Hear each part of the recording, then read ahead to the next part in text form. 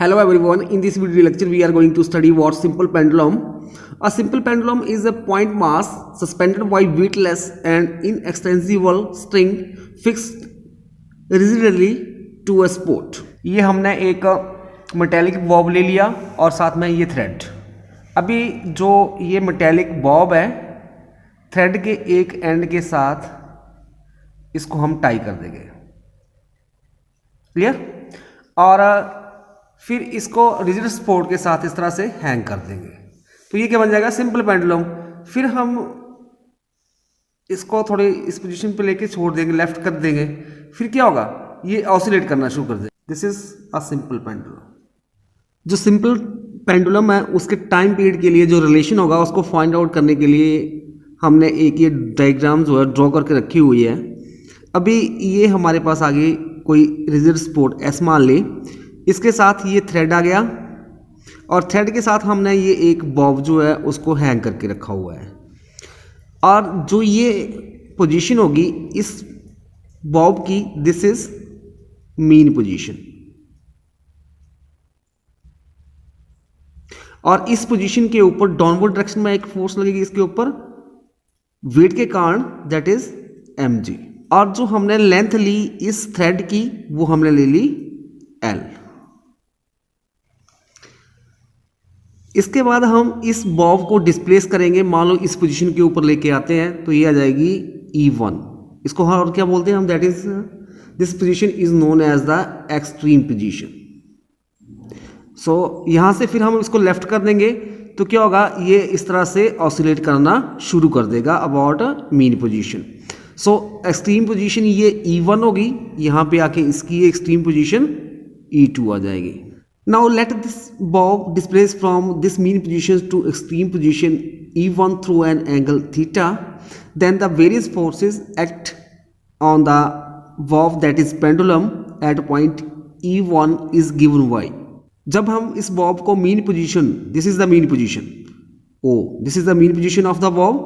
जब हम mean position से एक्सट्रीम पोजीशन के ऊपर लेके चले जाएंगे बॉब को, तो मान लो वो जो एंगुलर डिस्प्लेसमेंट आ रहा है इन दैट केस थीटा आ रहा है, और इस पोजीशन के ऊपर E1 पोजीशन के ऊपर जो वेरियस फोर्सेस एक्ट करेंगी इस पेंडुलम के ऊपर वो आ जाएगी. फर्स्ट वन वेट के कारण डाउनवर्ड डायरेक्शन में mg, और सेकंड वन जो होगी that is T, where T is the tension along the length of the string and towards the point of suspension.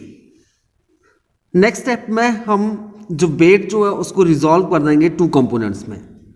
जो वेट के कारण डाउनवर्ड डायरेक्शन में mg फोर्स लग रही है उसको हम दो कंपोनेंट में रिजॉल्व करेंगे.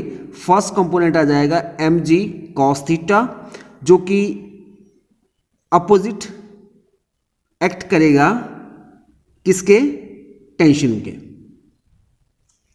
That is T is equal to mg cos of theta. This is equation number 1.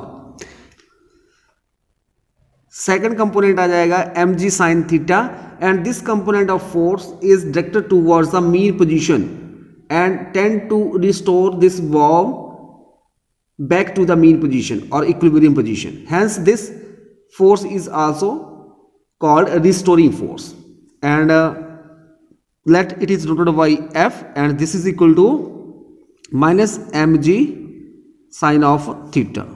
This is equation number 2. According to Newton's second law, F is equal to m, force is equal to mass into acceleration. Now अब हम F की value equation 2 में use करेंगे. So equation 2 becomes ma is equal to minus mg sine of theta. m के साथ m cancel हो जाएगा. We have left with a is equal to minus g sine of theta. Since angle theta is small, so sin theta approximately equal to theta.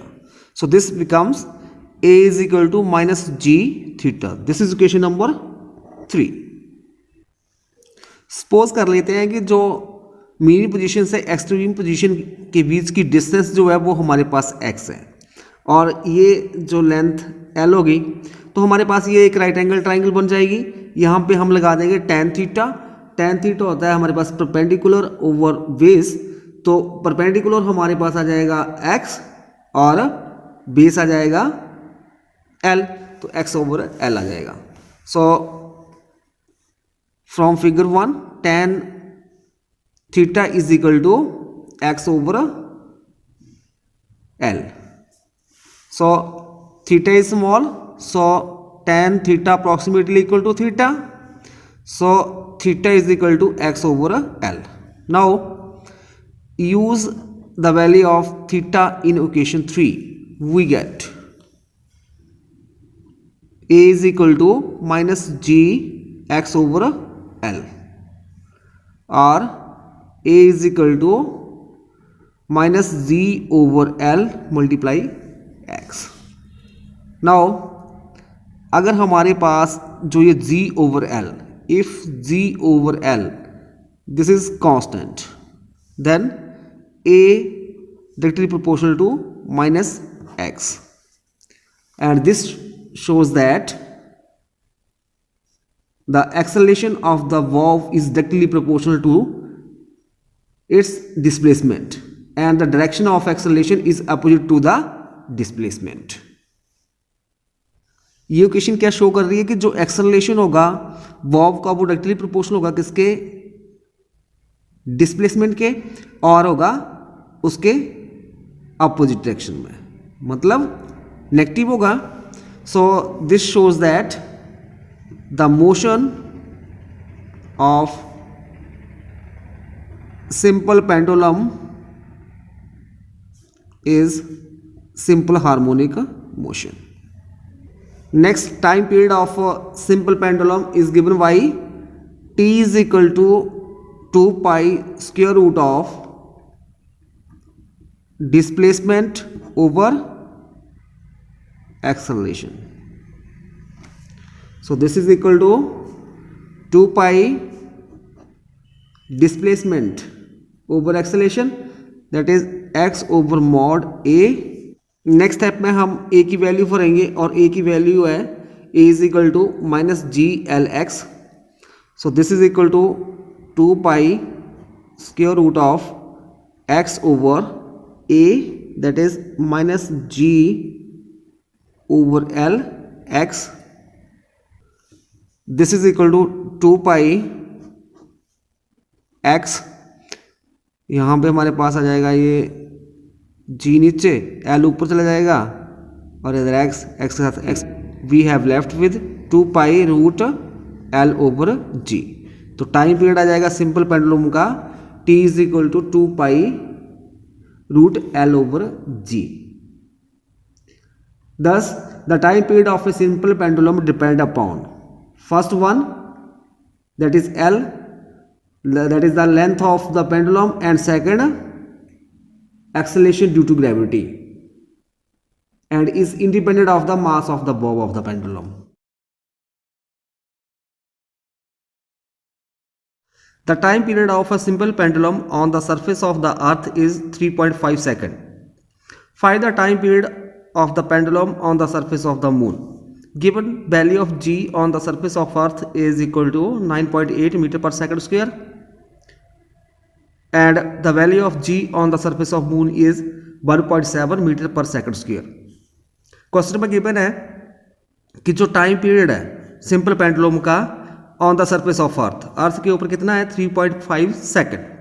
So we have to find the time period of simple pendulum on the surface of moon. हमने time period निकालना है simple pendulum का on the surface of moon, और जो value है g की on the surface of earth वो 9.8 है, और जो value of g on the surface of moon that is 1.7. g मतलब एक्सेलरेशन ड्यू टू ग्रेविटी की वैल्यू. सो इसके लिए सॉल्यूशन हो जाएगा, वी नो दैट जो टाइम पीरियड होता है in case of simple pendulum, t is equal to 2 pi root L over g, where t be the time period, l be the length of the pendulum and g is acceleration due to gravity.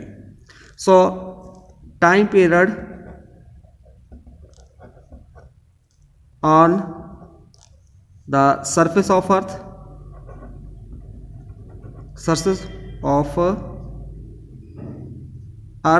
this is equal to, इसको हम लिख लेते हैं T E के साथ, और this is equal to 2 pi root L over g e. G stand for gravity on earth. This is equation number 1. And time period on the surface of moon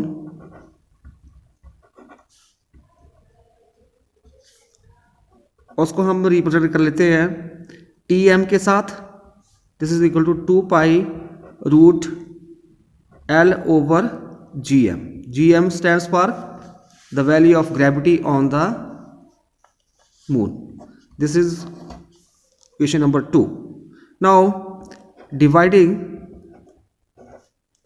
equation 2 by equation 1 we get, अब हम divide कर देंगे second equation को 1 के साथ, T m over T e, this is equal to root g e over g m, and this is equal to,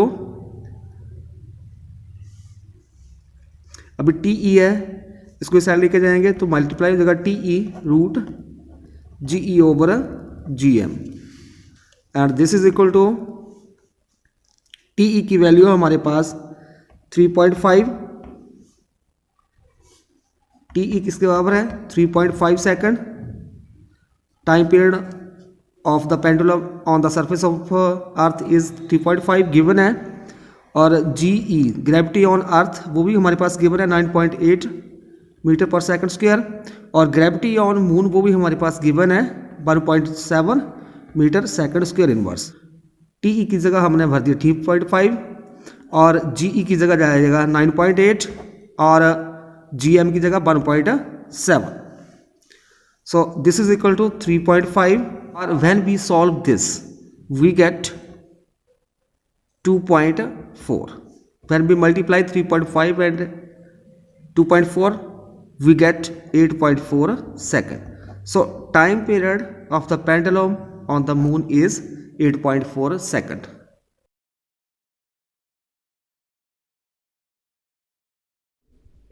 A simple pendulum 2.0 meter in length oscillates at a location where g is equal to 9.8 meter per second square inverse. How many complete oscillations will it take in 5 minutes? Question में given है एक simple pendulum है जिसकी length 2.0 metre है और वो oscillate कर रहा है एक ऐसी लोकेशन पे जहां पे वैल्यू ऑफ जी जो एक्सेलरेशन ड्यू टू ग्रेविटी की वैल्यू जो है 9.8 metre per second square inverse है. सो एट दैट लोकेशन वो 5 मिनट में कितनी ऑसिलेशन कंप्लीट कर लेगा वो हमने फाइंड आउट करना है. सो हियर गिवन जो है लेंथ कितनी है 2.0 मीटर, जी की value 9.8 meter second square inverse. Now time period of the pendulum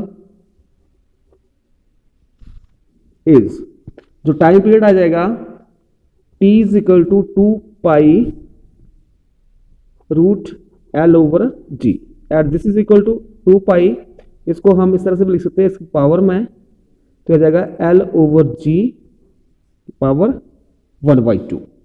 eight this is equal to pi की वैल्यू 3.14 भर देंगे हम, और एल कितना आ गया 2 मीटर और जी की value 9.8 meter second square inverse की 1/2, और दिस इज इक्वल टू, जब हम इस सभी को सॉल्व करेंगे तो हमारे पास आ जाएगा 2.8 second.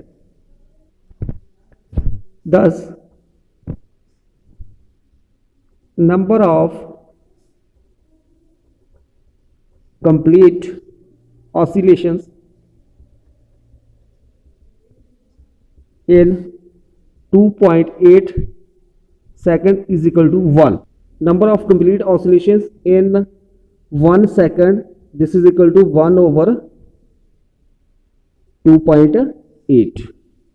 Therefore, number of complete oscillations in 5 minutes, that is 5 minute में 300 second. This is equal to 300 divide by 2.8 and this is equal to approximately equal to 107 oscillation.